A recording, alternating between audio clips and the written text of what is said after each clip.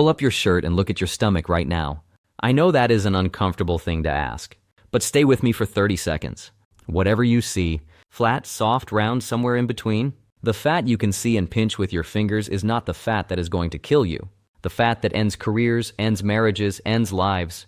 The fat that is driving the explosion of heart attacks, strokes, type 2 diabetes, liver failure, and dementia across the United States right now. You cannot see it. You cannot feel it. You cannot pinch it. It is wrapped around your internal organs, around your liver, your pancreas, your intestines, your heart. It is called visceral fat. And the most alarming thing I can tell you about it, as someone who has spent years studying cardiovascular disease, is that the people with the most dangerous amounts of it often look completely normal. I have seen lean people, people with flat stomachs, people who exercise regularly, people their friends would describe as healthy, come into my clinic with visceral fat levels that put them in the highest cardiovascular risk category. And I have seen people who are frustrated about the way they look, people who have been carrying extra weight for years, who have completely safe visceral fat levels. The scale does not tell you.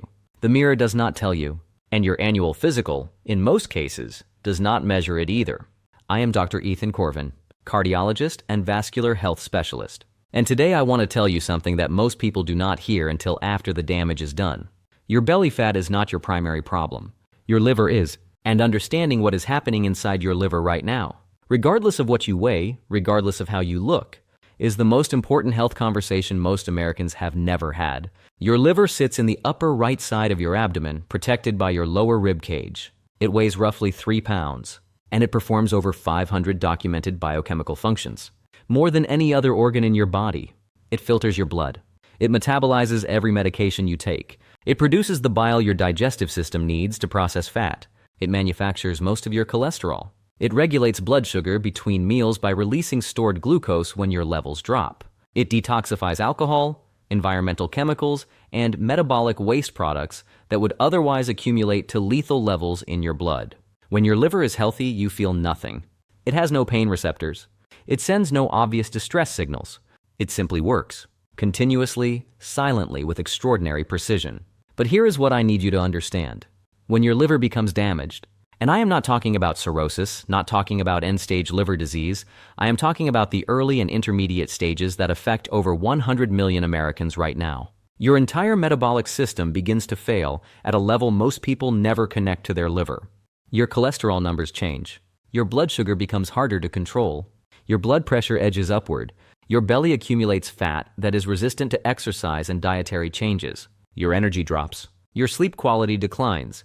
Your cardiovascular risk accelerates. And all of it starts with something called fatty liver disease, officially known now as metabolic dysfunction-associated steatotic liver disease, MASLD. A condition where fat accumulates inside liver cells in amounts that begin to disrupt liver function. According to the most recent estimates, approximately 1 in 3 adults in the United States has some degree of fatty liver disease right now. Most of them have no symptoms. Most of them have no idea. This is where most explanations oversimplify things in a way that leaves people confused and unable to take the right action. The common explanation is, you eat too much fat, it goes to your liver. That is not accurate. And because it is not accurate, it leads people to cut dietary fat and see no improvement. Because they were never addressing the actual mechanism. Here is what is actually happening. When you consume carbohydrates, any carbohydrates, from table sugar to white bread to fruit juice to foods that would never make your list of unhealthy choices, your digestive system breaks them down into glucose. That glucose enters your bloodstream. Your blood sugar rises. Your pancreas releases insulin to move that glucose out of the blood and into your cells for energy. This is normal. This is what is supposed to happen. The problem begins when this cycle happens too frequently, in too high a volume, over too many years. When your cells, primarily your muscle cells, which are the largest consumers of glucose in your body, become saturated with stored energy, they stop responding to insulin as efficiently. The insulin is there, the glucose is there, but the cellular door is no longer opening fully. This is insulin resistance. When insulin resistance develops, blood glucose stays elevated longer after each meal. The pancreas responds by producing more insulin, trying to force glucose into resistant cells. And here's the critical step that most people never hear. When glucose cannot get into muscle cells efficiently, your liver steps in as the overflow processor. It takes the excess glucose and converts it directly into fat. a process called de novo lipogenesis, which literally means the creation of new fat from scratch. And the place that new fat gets deposited first, before it goes anywhere else in your body, is inside the liver cells themselves. This is where liver fat comes from. Not primarily from the dietary fat you eat, from the excess carbohydrates your insulin-resistant cells cannot absorb, converted by your liver into triglycerides and stored inside hepatocytes. Once fat begins accumulating in the liver, a second process accelerates everything. Fat inside liver cells triggers inflammation. That inflammation disrupts the liver's own insulin signaling. The liver itself becomes insulin resistant. It stops responding to insulin's signal to halt glucose production between meals. So it keeps releasing glucose into the blood even when blood sugar is already elevated. Blood sugar climbs higher. Insulin production increases further. More glucose is converted to liver fat. More fat triggers more inflammation. This is a closed loop. And once established, it tends to worsen without specific, targeted intervention. Now I want to connect the liver story to the fat story because they are the same story. As the liver becomes progressively more fat-laden and inflamed, it begins exporting that fat back into the bloodstream as triglyceride-rich VLDL particles, very low-density lipoprotein. These particles circulate in the blood and deposit fat into the body's fat storage tissue. The body's preferred storage location for this metabolically generated fat, as opposed to dietary fat, which distributes differently, is the visceral compartment, the space around the internal organs, the omentum, the fatty apron that hangs in front of your intestines, the mesenteric fat surrounding your gut, the fat directly adjacent to your liver and pancreas.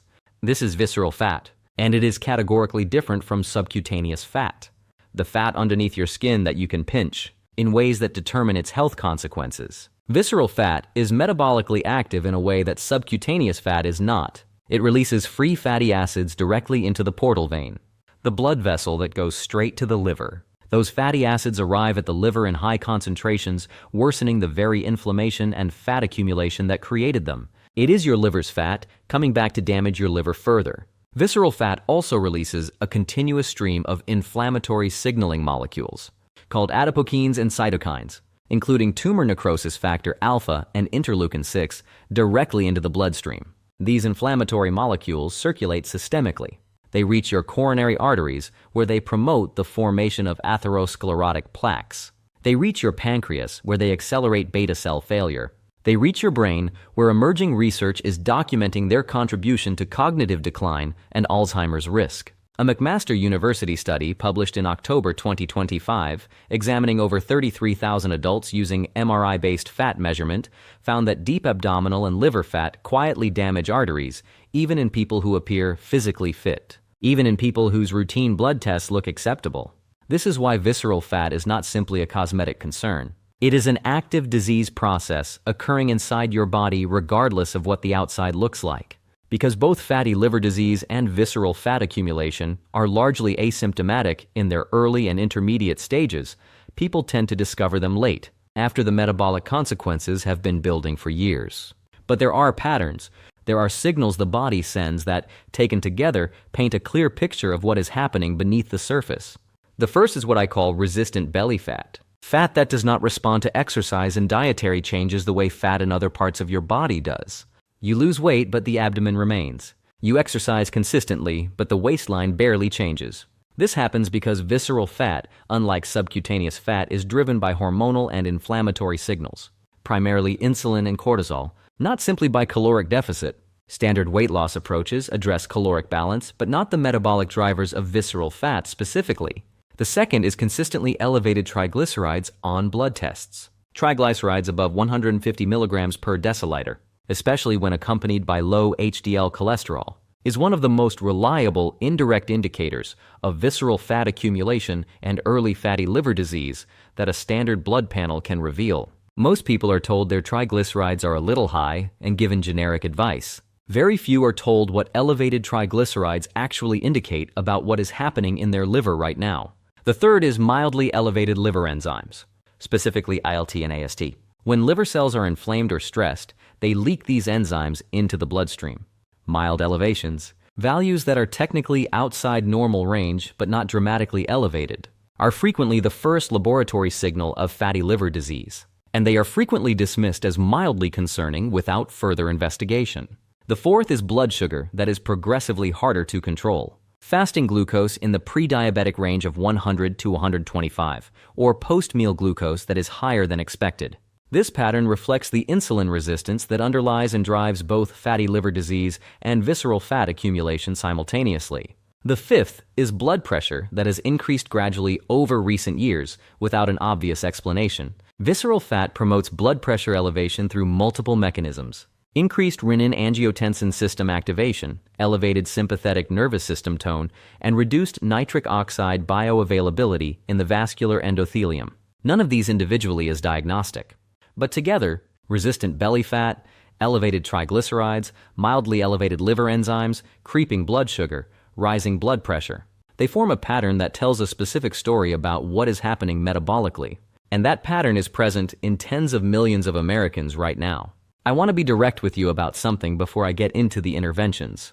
There are a significant number of supplements, detox programs, liver cleanses, and dietary approaches marketed specifically to this problem.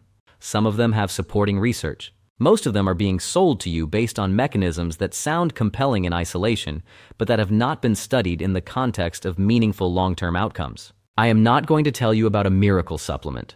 I am going to tell you what the research actually supports, specifically for reducing visceral fat and reversing early fatty liver disease. Because these are not the same interventions as general weight loss, and that distinction matters. Intervention 1. Reducing dietary fructose. Not all carbohydrates drive liver fat equally. Fructose, specifically the fructose found in added sugars, high fructose corn syrup, fruit juices, and sweetened beverages, is processed almost exclusively by the liver. Glucose, by contrast, is distributed to cells throughout the body for energy. Fructose goes directly to the liver in concentrated amounts and is preferentially converted to liver fat through de novo lipogenesis. A clinical study published in the Journal of Hepatology demonstrated that reducing added fructose, even without reducing total caloric intake, produced significant reductions in liver fat within 2 weeks. 2 weeks. That is not a long-term intervention. That is a rapid and measurable response that validates the mechanistic importance of fructose specifically. Eliminating sweetened beverages, sodas, fruit juices, energy drinks, sweetened coffees, is the single highest impact dietary change most people can make for liver fat reduction. Not cutting fat, not cutting calories, cutting fructose. Intervention 2. Time-restricted eating. Giving your liver a consistent period each day without incoming nutrients allows it to shift from lipogenic mode, fat building, to lipolytic mode, fat burning. Compressing your eating window to 8 to 10 hours and maintaining a 14 to 16 hour fasting window each day has shown consistent reductions in liver fat, fasting insulin, and visceral fat volume in multiple clinical trials. This is not about starving yourself. It is about giving your liver the metabolic space it needs to process and export accumulated fat rather than continuously adding to it. Intervention 3. Zone 2 cardiovascular exercise. This is the most underappreciated and most specific exercise intervention for visceral fat and liver health. Zone 2 exercise means sustained aerobic activity at an intensity where you can hold a conversation, roughly 60 to 70% of your maximum heart rate. Brisk walking, cycling, swimming at moderate pace. 30 to 45 minutes, 4 to 5 times per week. The mechanism is specific. Zone 2 exercise is the intensity at which your muscles most efficiently use fat as their primary fuel source. At this intensity, your muscles are preferentially pulling free fatty acids from the bloodstream and from visceral fat stores as their energy substrate. They are cleaning up the exact metabolic byproduct, excess circulating fatty acids, that feeds liver fat accumulation. High-intensity exercise has many benefits, but is significantly less efficient at this specific mechanism.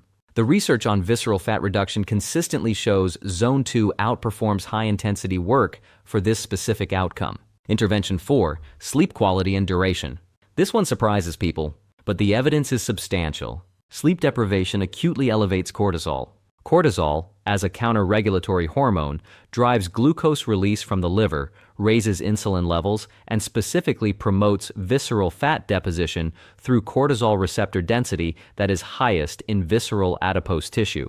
A study from the University of Chicago found that sleep-restricted individuals, those sleeping under 6 hours, showed significantly reduced ability to mobilize visceral fat even when following an identical caloric deficit to well-rested controls.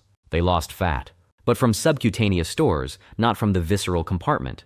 The visceral fat was being protected by chronically elevated cortisol. 7 to 8 hours of consistent quality sleep is not a lifestyle recommendation. For visceral fat specifically, it is a metabolic requirement. Intervention 5. Specific foods with direct hepatoprotective evidence. 3 foods have the strongest and most consistent clinical evidence for reducing liver fat and supporting hepatic function in human trials.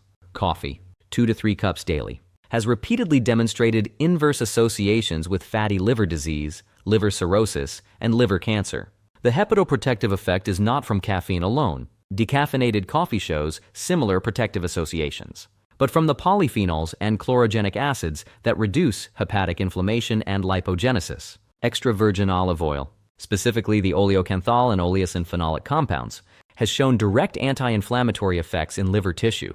A clinical trial published in Nutrients demonstrated measurable reductions in liver fat and liver enzyme levels in fatty liver patients who consumed 4 tablespoons of extra virgin olive oil daily for 8 weeks compared to controls using refined vegetable oil. Cruciferous vegetables, broccoli, Brussels sprouts, cauliflower, kale, contain compounds called glucosinolates that upregulate the liver's phase 2 detoxification enzymes and have demonstrated anti-fibrotic effects in hepatic tissue in clinical research. These are not supplements. They are foods. Consumed consistently, they represent meaningful nutritional support for a liver under metabolic stress. I want to give you something concrete you can take to your physician, because knowing your visceral fat and liver status requires specific tests that are not part of a standard annual physical. The most direct measurement of visceral fat is abdominal MRI or CT scan. This is the gold standard. It directly measures the volume of visceral adipose tissue and liver fat content. It is not routinely ordered, but if you have multiple risk factors, elevated triglycerides, rising blood sugar, resistant belly fat, family history of metabolic disease, this imaging is worth requesting. The most accessible indirect markers available on standard blood panels are fasting triglycerides, fasting insulin level, ALT and AST liver enzymes, fasting glucose and HbA1c, and HDL cholesterol. The pattern of elevated triglycerides, elevated fasting insulin, mildly elevated ALT, rising fasting glucose, and low HDL, even when each individual value is only mildly abnormal, is a pattern that warrants serious metabolic attention. The triglyceride to HDL ratio deserves specific mention because it is one of the most validated indirect markers of insulin resistance and visceral fat burden in the research literature. Divide your fasting triglycerides by your HDL cholesterol. A ratio below 2 is considered metabolically healthy. A ratio above 3.5 indicates significant insulin resistance and is strongly associated with elevated visceral fat and fatty liver. Most people have never been told to look at this ratio. The FIB-4 score, calculable from standard blood tests using your age, ALT, AST, and platelet count, provides a validated assessment of liver fibrosis risk. An online calculator is freely available. If your FIB-4 is elevated, it warrants discussion with your physician about further liver evaluation, including FibroScan, an ultrasound-based assessment of liver stiffness that can detect early fibrosis non-invasively. I want to close with something that I think often gets lost in health conversations, because we spend so much time talking about what is wrong that we forget to say what is possible. Fatty liver disease at the early and intermediate stages is reversible, not manageable, not slowed, reversed. Visceral fat is more responsive to targeted metabolic intervention than subcutaneous fat, which sounds counterintuitive given how resistant it seems, but is consistently documented in the research. When you address the underlying drivers, the insulin resistance, the dietary fructose load, the sleep deficit, the sedentary hours, visceral fat mobilizes. The liver has a regenerative capacity that is genuinely remarkable. A liver with early fatty infiltration can return to normal fat content within weeks of effective dietary and lifestyle intervention. The research on this is consistent and frankly more encouraging than most people realize. What needs to happen first is the conversation you just had, understanding that the fat inside your body, the fat you cannot see, the fat your liver is producing and exporting into your visceral compartment, is driven by metabolic processes that have specific, identifiable, modifiable causes. This is not about how you look. This is about what is happening inside, in your liver, around your organs, in the walls of your arteries. Right now, today, while you feel fine. Cut the sweetened beverages, compress your eating window, walk at a conversational pace for 40 minutes 4 times a week. Protect your sleep. Drink your coffee. Use olive oil. These are not dramatic changes, but applied consistently, targeted at the right mechanisms, they address the most common and most dangerous metabolic process affecting American adults in 2026. Drop a comment below. Did you know your liver was involved in belly fat production before today? And what is your triglyceride to HDL ratio? If you have had blood work done recently, go look it up right now. That number tells you more about your visceral fat than the scale ever will. Subscribe and turn on notifications. Next week, I am covering the specific breakfast choices and the specific morning habits, with the strongest evidence for improving insulin sensitivity before noon. Every single day starts with a metabolic decision. You are going to know exactly which ones to make. I am Dr. Ethan Corvin. Take care of your liver. It has been taking care of you, silently, without complaint for your entire life. I will see you next week. End card, subscribe, comment your TG-HDL ratio, share with someone with belly fat,